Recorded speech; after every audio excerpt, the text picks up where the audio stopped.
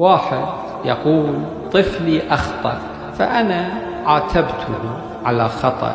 الطفل أنتوا لا تشوفون هذا الطفل هذا عنده روحية الفرد الكبير، عنده كرامة، عنده شخصية، يعتبر نفسه إنسانا كبقية الأفراد.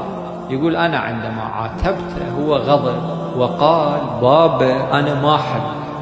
الآن هذا الأب إذا يقول أنا ما أحبك، الطفل شنو؟ هذه حالة الهجوم تتحرك.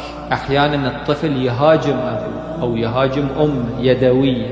يقول أنا فكرت قليلا وقلت له ولكن أنا أحبك. هو قال الطفل أنا ما أحبك، قلت له لكن أنا أحبك. كأنه هذا الجواب ما كان منطقي. يقول شوية فكر بعدين قال بابا أنا ما أحبك.